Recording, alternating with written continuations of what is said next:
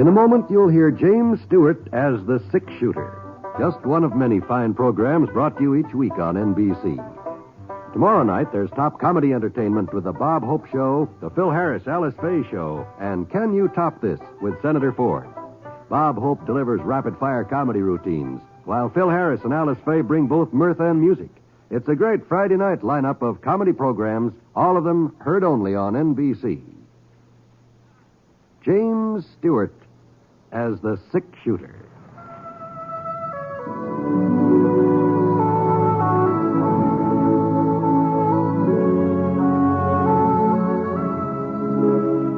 The man in a saddle is angular and long-legged.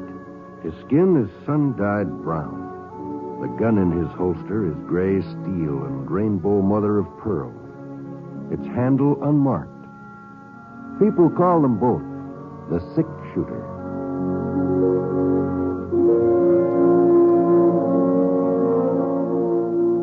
The NBC Radio Network presents James Stewart as the six-shooter, a transcribed series of radio dramas based on the life of Britt Ponset, the Texas plainsman who wandered through the Western Territories, leaving behind a trail of still-remembered legends.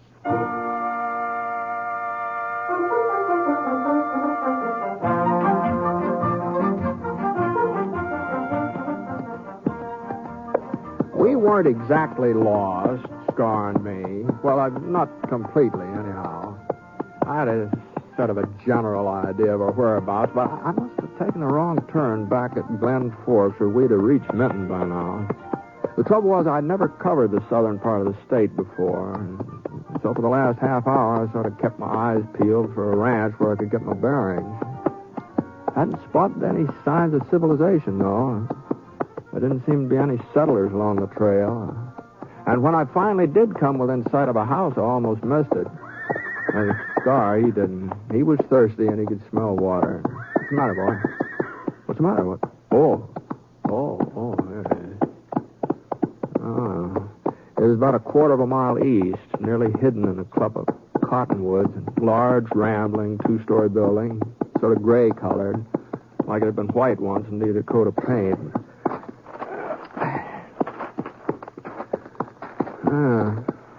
I began to wonder whether anybody still lived here.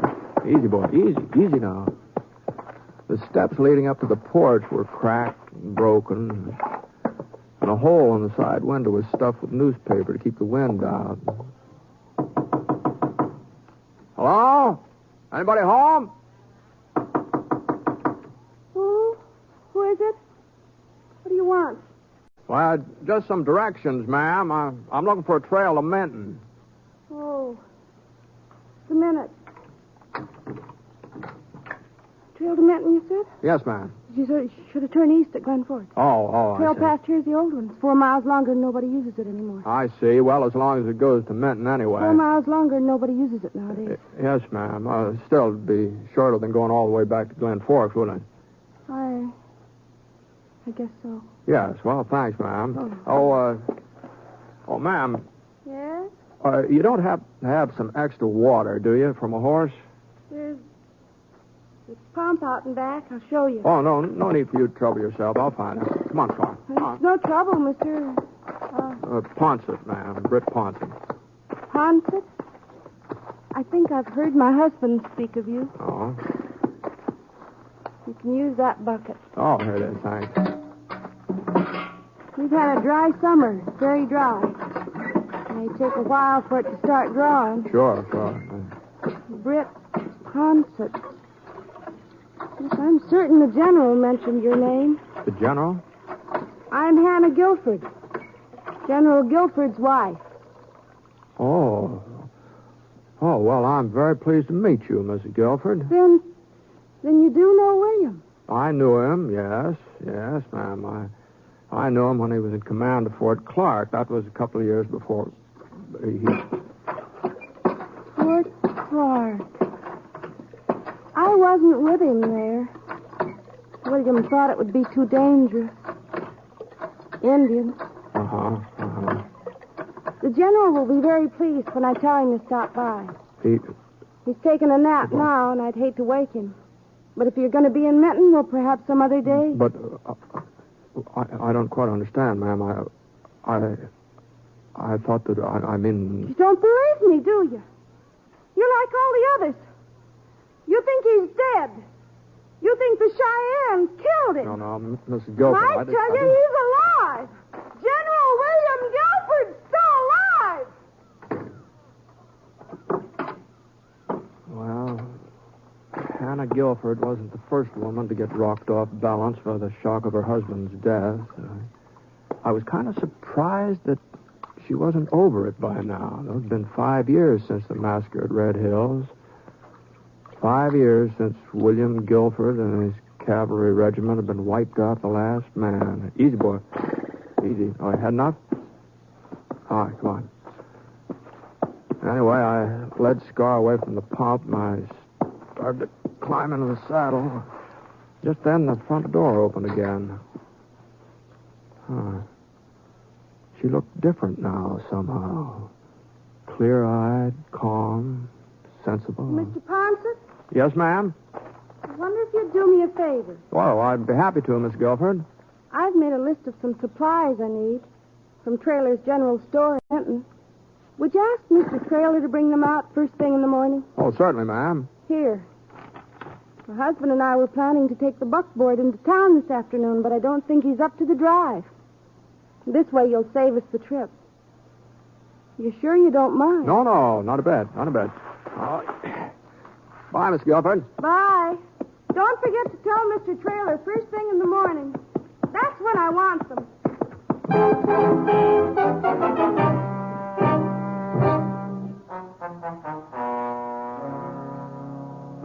She's not getting this stuff first thing in the morning or any other time. No? I can't go on supporting Hannah Guilford for the rest of her life, Mr. Ponset. You can see that. Sure. I know the general was a hero, give his life fighting for the rest of us, but there's a limit.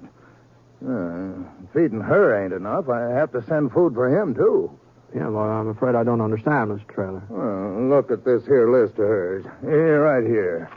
2 steaks for the general. You know how thick to cut 'em. Oh, I see. Well, I'm not saying don't feel sorry for her, living out there all alone, cooking meals for him. There's talk she even sets his place at the table. Well, But she's carrying on like this for 5 years, Mr. Ponset, refusing to believe that he's dead. Pretending that we're the ones who are crazy because we tell her the truth about him. Mm-hmm. Now, we all thought, the folks here in town, that is, we thought she'd come to her senses long before this, but she don't. She seems to get worse all the time. No, that's too bad, isn't it? Yeah. And it's not good for the town either. Well, how's that? Well, you know how kids are. Oh? They get ideas. Well, some of them have been sneaking out to the Guilford Ranch, and they claim they've seen the general's ghost. Oh. Yeah. Next thing, it won't be just the kids who are talking that kind of foolishness. Mr. Ponset, I have heard her carry on a conversation with the general. Is that so? Yeah, sometimes when I come up to the house with a load of food, she's chattering away like he was right there in the same room with her. Gives a man a peculiar feeling. That's all there is to it. Yeah, sure would. You don't think it's wrong of me not to give her a grub? No, it sounds like you've done about all you can for her, Mr. Traylor. Besides, it ain't just the food. It's a 6-mile ride out there. And I have to close up my store while I'm gone and lose all that trade. Why, what's the use? I keep saying I won't do it again. Keep telling myself I'll put my foot down for good and all, but I never do. I get to thinking about the general and how much we all owe him. Then I get to thinking about Hannah, too. How pretty she was when they got married. She was young and pretty. She was a lot younger than him, you know. Only about 20 at the time of the wedding. Let's see, that was 17... No, it was 18 years ago. 18? Well, you mean she... What did that make it? You mean she's only 38 now? Yeah, somewhere's in there. Not much older, anyway. You wouldn't think it to look at her, would you, Mr. Ponset? You wouldn't think she was once the prettiest girl in Menton, now would you? Oh, I guess she's been through a lot. Yeah, I guess she has. Well, I suppose I might as well start getting her order together. If I have it all ready to take out there in the morning, I won't miss much business. The fact of the matter is, I won't miss any business. Seems how I got the only general store here in Minton. Say, if it'd be of any help to you, Mr. Traylor, I could drive out to the Guilford Ranch tonight and deliver the supplies. No. I wouldn't want to put you out. No, I haven't got anything else to do. The cattle I'm waiting for haven't showed up yet. Probably won't be here before morning. Well, if you're sure it won't be an imposition. No, not at all. I'd take it myself, but after 7 before I close up, and then by the time I had supper, it makes it so darn late. Sure, I understand. It'll only take me a few minutes to fill her order. Why don't you just dip into that cookie barrel there while you're waiting?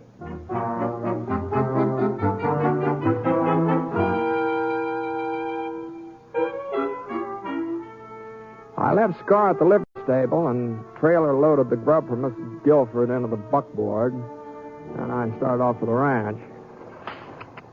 Come on, get up. Come on, get up.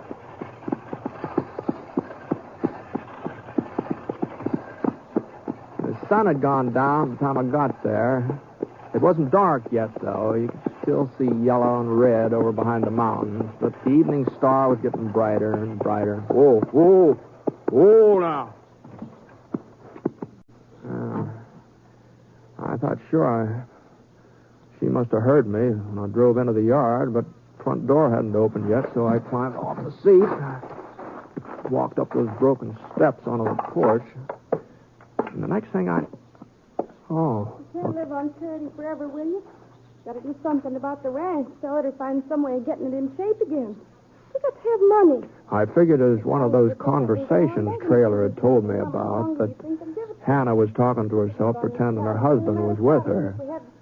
And I felt kind of peculiar, too, the way Trailer said he felt. And I raised my hand to knock, and then all of a sudden I heard something else.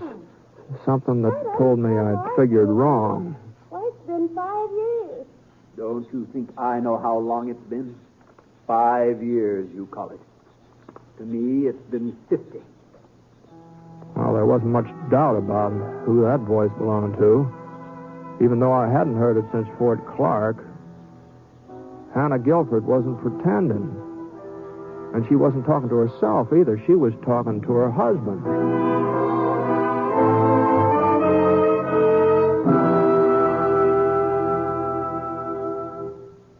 We'll return to James Stewart as the six-shooter in just a moment. It is the busy folks, particularly, who should listen to this bit of advice from the American Cancer Society. Regular physical examinations are important in the fight against cancer. Medical science today can cure many cancers if treatment is started soon enough. In other words, to cure cancer, it has to be discovered in its early stages. Regular physical examinations are one of the best ways in the world of detecting the condition in time. Another way is by knowing cancer's 7 danger signals.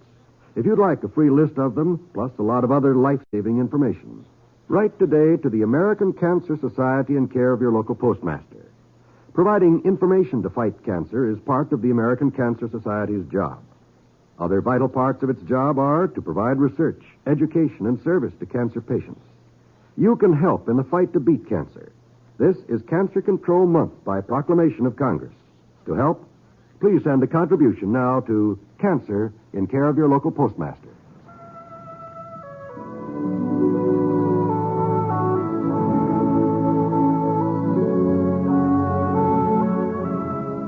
Now, Act 2 of The Six Shooter, starring James Stewart as Britt Ponset.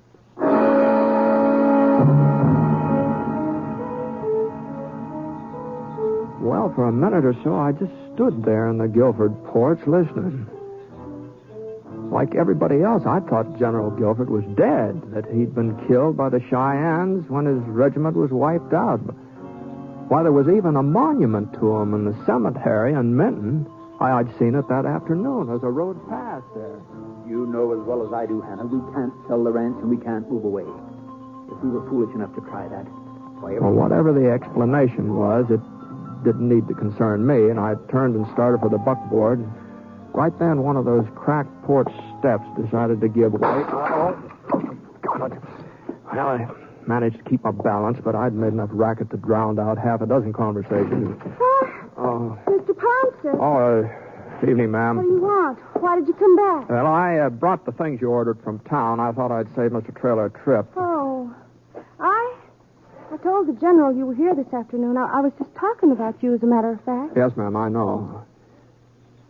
You know. I heard you, and the General.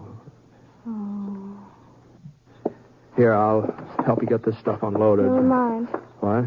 Don't bother with it now, Mr. Ponset. Just come into the house, please. Now, look, Mrs. Guilford, I didn't mean to be eavesdropping Doesn't here. matter. Somebody was bound to discover the truth. I thought it would happen before this. I almost hoped it would. This way, Mr. Ponset. Yes, ma'am. I followed Hannah Guilford through the front door. The General was sitting on the horsehair sofa. He hadn't aged at all since I last saw him. Funny, the years had speeded up on his wife, but they'd stopped dead still for him. And when he saw me, he got to his feet and he slipped on an army blouse. And even though the cloth had been patched and mended a dozen times, the jacket was still neatly pressed. It still looked military. Hello, Britt. General? He heard us talking, William.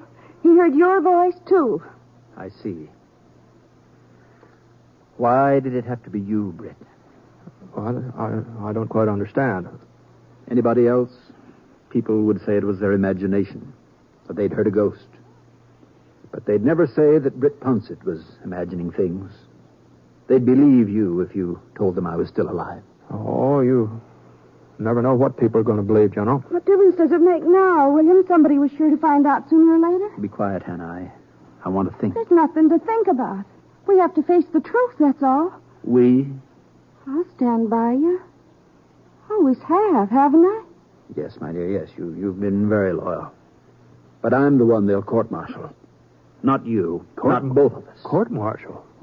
The Army doesn't look very favorably on desertion, Britt. Oh? It was an accident, of course. It wasn't intentional. It shouldn't have happened, I know, but my being there wouldn't have made any difference. They'd have all been killed anyway, and me along with them. I see. You weren't at the massacre then? No. I hadn't been feeling well for several days. I didn't know what it was, and the Army doctor with us hadn't been able to help me, so I was riding for Browning when it happened. Yeah? If I had expected the Indians to attack, if I had had any idea there were so many of them, I would never have left my men. The scouts told us only 700 or 800. They said the Cheyennes were breaking camp, preparing to withdraw. If I had known there were so many, I would never have left. Yes, but I... How do you think I felt when that corporal caught up with me? The only man who escaped the slaughter. How do you think I felt when he told me what had happened and then died in my arms? Yes, well, maybe if he hadn't died, he'd been able to get help. I went back to them, back to my men. I saw what had happened with my own eyes. It was horrible. Mutilation. Awful. They were my responsibility, but it wasn't my fault. It wouldn't have made any difference if I had been there. But you should have explained it to the Army. I was going to. I wanted to be sure that Hannah understood first, that she was prepared for the shock when the news came out. Then by the time I got there, it was too late. Too late? They were saying I was a hero, that I had died with my men. And if I had gone to the Army, if I had told them my story, I wasn't sure they'd believe me. They might think I had deserted in the face of enemy fire. There was no one to back me up. No one. I couldn't go to the Army. It was too late. I couldn't go to them. So you just stayed on here hiding? You don't know what I've gone through. Oh, I've had my punishment worse than any court-martial could give me. Living in darkness for 5 years, never seeing another person but Hannah, never talking to anybody else. 5 years, without smelling fleas or feeling rain or having a cavalry horse under me. But your wife kept claiming you were alive. You knew that, didn't you? Of course I knew it. It was part of my plan. We had to have food enough for both of us. Clothes, me. That was the way Hannah could get them. I see. Tell everybody I'm alive, I said. Tell them I'm here with you. They'll only think you're crazy. Even if they should see me, if they should stumble onto the truth, they'll never believe it. My wife is a good actress, isn't she, Britt? But no longer, not anymore, William. What do you mean, my dear? Well, you said yourself folks will believe Mr. Ponset. I said they would believe him. Would? Turn up the lamp, Hannah. My eyes aren't as good as they once were, Britt. I guess eyes need lots of daylight. Well, Please, don't go yet. What's that gun for, General? A man changes a lot in 5 years. Some men do. 5 years ago, if I had been forced to go back to the Army, take my medicine, I'd have been able to do it. But now I can't, Britt. As miserable as I am here, as terrible as this life is, I won't give it up. Put it away, William. Put the gun away. If you fire, if you shoot Mr. Ponset, I'll know that you've lied to me all these years. It was your fault, the massacre. I'll know that you really are a coward. Go into the other room, Hannah. This does not concern you. Not concern me. I loved you, William. Even after you came back, after what happened, I still loved you. Now I know, tonight I know, I don't love you any longer. Any more than you love me. Hannah. Look at me, William. Look at my face, my hair. These 5 years have done that to me. You've done it to me. You mustn't upset yourself, Hannah. Another year or two, we'll be able to leave Minton, live somewhere else. People won't recognize me then. People will always recognize you. Why do you think you haven't aged? Why do you think you look just the same? It's so people will always be able to tell who you are and you'll never feel safe. That's your punishment, William Guilford. I'm leaving now, General. No, Britt, you're not. Go ahead, kill him. What's one more life to you? What's one more life to a man who left a whole regiment of soldiers to die? Your husband's not going to kill anybody, Mrs. Guilford. He said he'd changed in the last 5 years. Well, I think he has changed. I think he's become such a coward that even the sound of a gunshot would scare him half to death. Britt!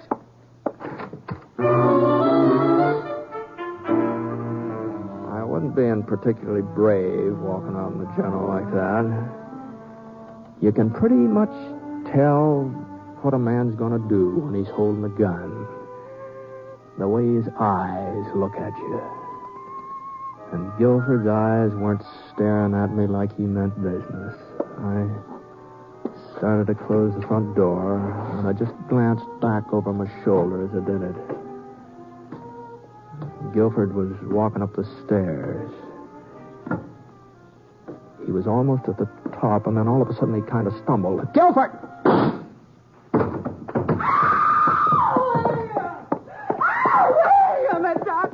Mr. Ponset, get a doctor quick. I'm afraid it's too late for that.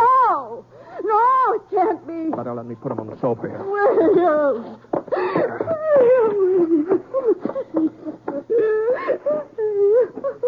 You have any brandy, Mrs. Guilford? Here now. Miss Guilford. Brandy? Yes, ma'am.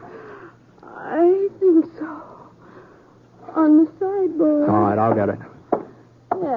Yes, give William some brandy and then he'll be all right. He will be all right, won't he, Mr. Ponset? Here, drink this. Me? But I'm not sick. It's William who's sick. It's William who needs the brandy. The General's dead, Mrs. Guilford. No, you're wrong. That's just what people think. That's what we want them to think. But he isn't dead. He's here with me. He lives here in this house. Well, you've got to get a hold of yourself, Mrs. Guilford. Why do people keep saying the General is Now, dead? come on, get a hold of yourself here. Stop shaking me. Stop it. But I didn't stop. I went right on shaking her harder and harder and harder until I thought she was going to faint. And then, for a second, she went limp and let out a pitiful little moan. And then she straightened up and her expression changed. It was sort of like a window curtain being pulled back from in front of her eyes. I'm all right now, Mr. Ponset. Well, I'm sorry if I hurt you any. You had to do it. If you hadn't, I don't know what would have happened.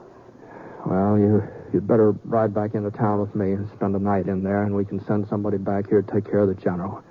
I can't, Mr. Ponset. I just can't let folks find out about it. Yeah, well, I'm afraid it's got to come out now. Everything? That he left his men to die at the massacre? That he was ashamed to admit it? That he's been hiding here ever since? Isn't there some way we can leave him as he was? Any way at all? Well, I don't know. I just, under the circumstances, it'd be Not for pretty myself. hard to... I don't care what happens to me, what they say about me, but the general, had been a good soldier once, a fine soldier. What good will it do to destroy that? Well, I know, but it's just...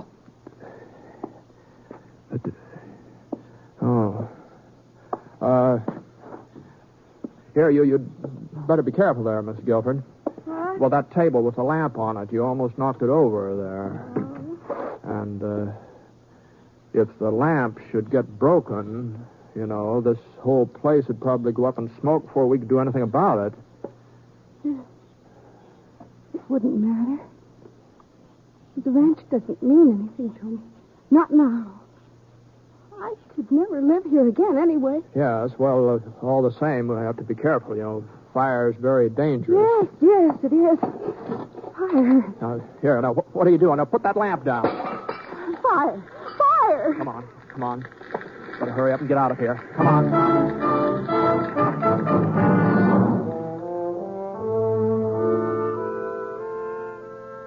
Of course, they found the general's body in the ruins, but they didn't know who it was. And the report got around that it was a tramp who tried to force his way into the house, and she'd shot him. And the fire had been started during the scuffle. And everybody seemed satisfied by that, and as long as nobody asked me, I didn't feel obliged to volunteer any additional information.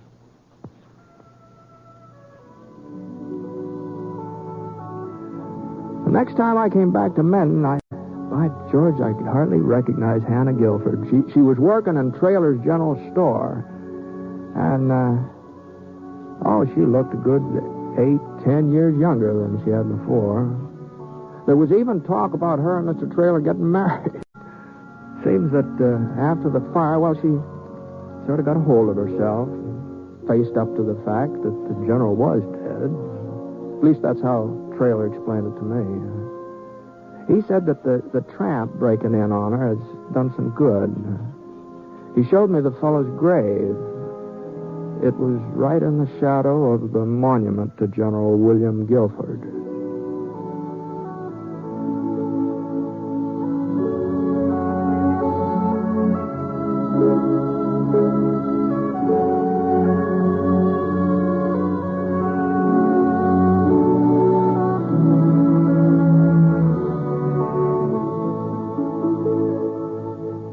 Shooter is a transcribed NBC Radio Network production in association with Review Productions. It is based on a character created by Frank Burt and is written by him. Mr. Stewart may currently be seen in the Universal International picture, The Glenn Miller Story. Others in the cast were Virginia Gregg, Parley Bear, and Robert Griffin. Special music for this program was by Basil Adlam, and the entire production is under the direction of Jack Johnstone. All characters and incidents were fictitious, and any resemblance to actual characters or incidents is purely coincidental. Oh, by the way, you'll be interested in knowing that the 6-shooter has been chosen for broadcast to our men overseas through the facilities of the Armed Forces Radio Services. This is John Wall speaking. Tonight, play Truth or Consequences with Ralph Edwards on the NBC Radio Network.